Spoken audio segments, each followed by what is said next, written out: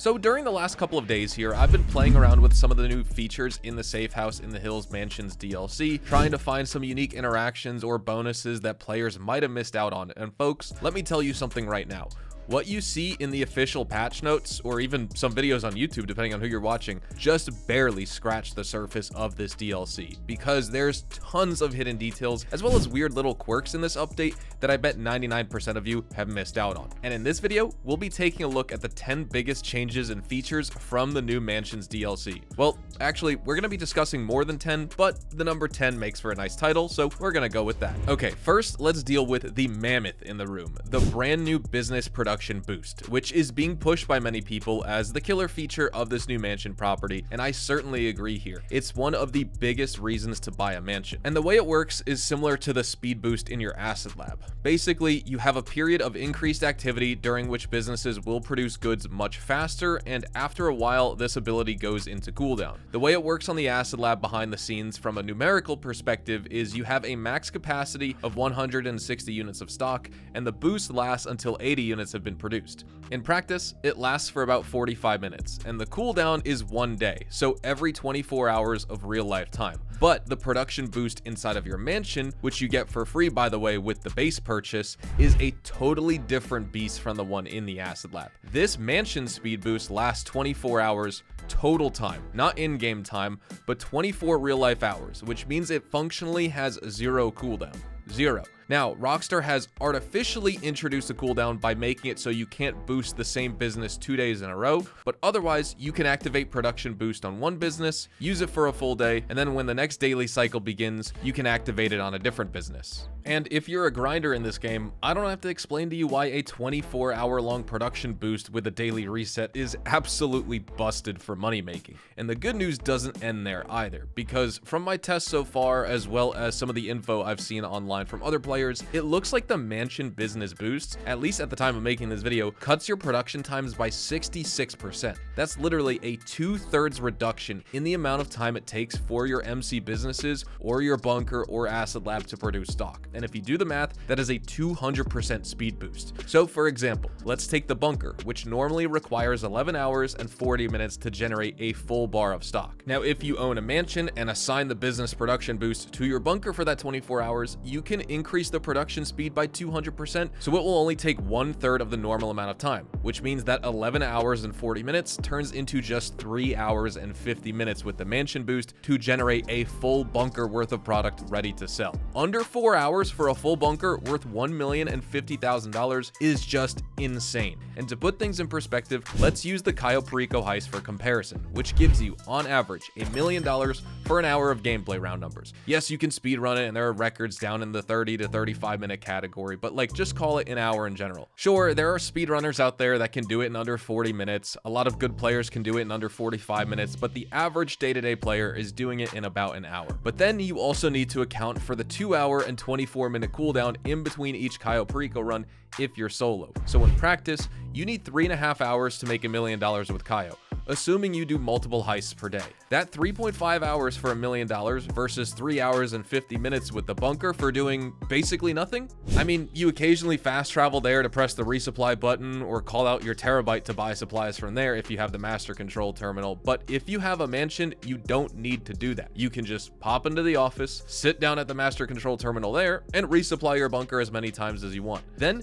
you spend 15 minutes driving a few trucks around the map in an invite-only lobby worst case, and voila, there's your $1 million right there. Only takes 20 minutes more than Cayo, but is way more passive and works in the background. And here's an unintentionally hilarious interaction that I'm sure someone at Rockstar looked at for about 5 seconds before deciding to let it slide because they didn't find anything wrong with it. If you've got the full default speed boost active in your acid lab, you can then teleport to your mansion and stack it with the mansion's own business production boost. What this does is cut down the time it takes to produce a full bar of acid stock from 3 hours down to just 1. You heard that right. 1 hour for $351,000 worth of acid. Next, let's talk about the new armory that you get with your mansion. It's located in the basement level, and you can easily access it from your bedroom by just walking down this staircase and taking this elevator here. What it does is give you all of the benefits of an agency armory for $720,000, which coincidentally is the exact same amount that you pay to get the agency armory upgrade as well. Before this update,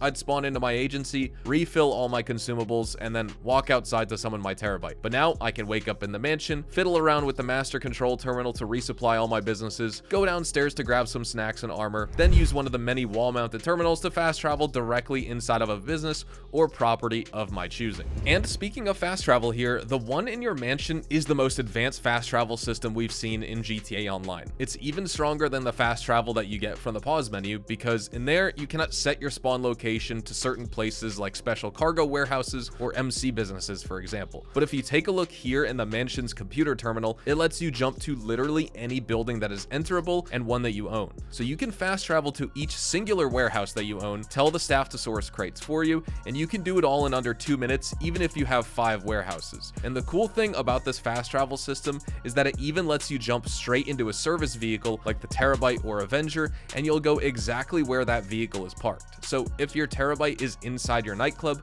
you'll go there. If it's in your garment factory, your character will end up going there. And if you strategically parked your Terabyte with your favorite bike, the Oppressor Mark II, inside, right next to someone's garage, well, the fast travel will take you directly to your target as well. There is another massive W hidden in the optional mansion upgrades right under the security tab. If you've purchased this option for $1.75 million and are wondering why you haven't been raided for the last 2 days, well, congrats. You got what you paid for, because the security personnel you see around your mansion are not there just for show. What they actually do is protect your MC businesses, your bunker, your nightclub, your special cargo warehouses, whenever one of those businesses gets raided. And if you've already purchased individual security upgrades for those businesses, what this does is make them 100% raid proof. That's right. With both business security and mansion security combined, you can now strut around as an MC president or CEO all day, all you want, without ever having to worry about raids ever again. And every time a raid is defended against, your AI assistant will message you, informing you of the successful defense. Next, let's talk about the new garage spaces. You get up to 60 of them if you purchase all 3 mansions, which, by the way, is something you can do if you have a spare 40 million or so laying around. You can actually purchase all 3 mansions, which is cool. And because a lot of folks are confused about podium vehicles and driveway vehicles, here's how to set them. First, step into the blue circle here inside of your garage and select a car. Underneath, you'll see 2 options: move to podium or move to driveway. And no, you don't free up garage slots when you do that. It's not going to increase to 22 slots per mansion, for example. You'll still only have 20 total, even with a vehicle on the podium stand and another one on the driveway. It is odd, but that's the way it works right now. All right, now for something I've heard a lot of folks call pay to win. So with the recent DLC, Rockstar also introduced a bunch of quality of life features to GTA Plus, where if you have the Vinewood Club app, you can remotely manage all staff at your businesses directly from the app without actually traveling to said business.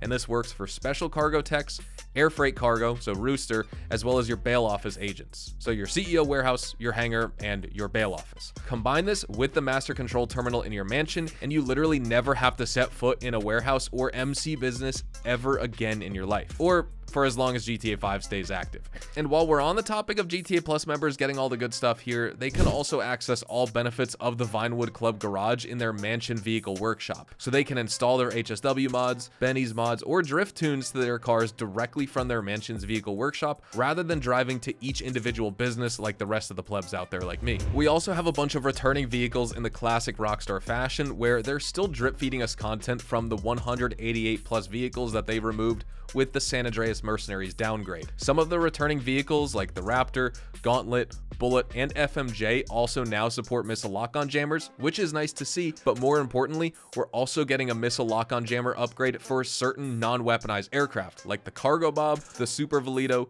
the Maverick, and most importantly, the Iron Mule. The Iron Mule was already excellent for hooking up your bunker cell vehicle or nightclub speedo custom and making your high-speed deliveries in public lobbies, but now with the missile lock-on jammer, it's even better. Also, they added a missile lock-on jammer for the Canis Bodhi? I don't know who asked for this, but okay, I guess. If you ever find yourself in a missile jammer equipped Bodhi defending against an angry Oppressor Mark II player, there are probably a whole bunch of things that went wrong before this and several poor decisions leading up to that moment, but hey, at least you have the option now to defend yourself. And then there's the brand new mission creator, which I think not enough people are talking about because this is genuinely revolutionary for user-generated content in GTA Online. I've already done a detailed video on this just yesterday, so go ahead and check that out. But basically what this new creator does is allow you to create your very own custom missions. And I'm not talking about races or death matches. We've already had those, but now we have a whole professional grade story mission toolset complete with cutscenes, branching objectives, and complex level design with brand new maps. This is a feature that players have been asking for a long time, especially creators, and it's finally here. And the value of being able to craft your own experience in GTA goes well beyond GTA 5, because I think this new tool tells us a lot about what Rockstar is planning to do with GTA 6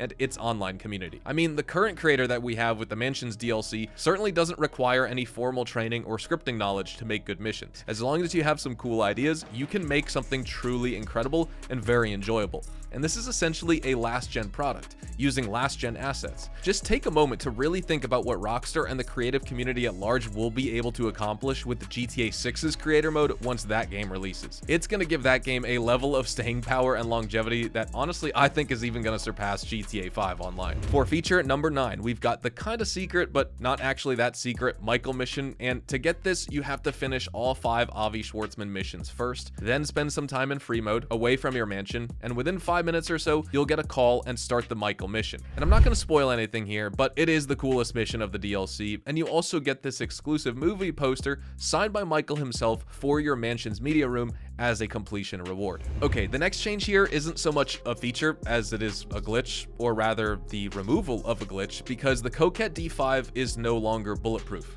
Hooray! It only took them a year, but finally listened.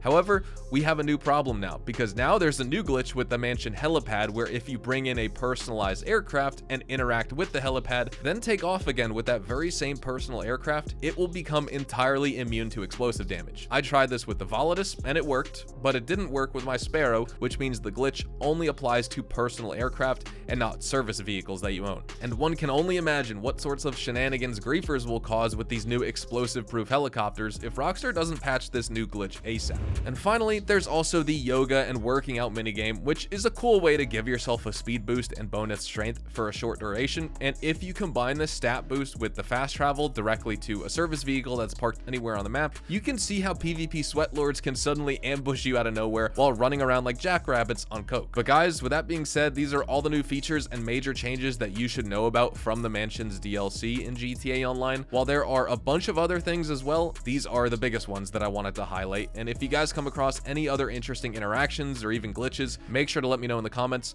I'd love to hear your thoughts on the production speed boost as well as the GTA Plus exclusive quality of features. Do you think they should be available for everyone? Is stuff like this getting into too far of pay-to-win territory, etc.?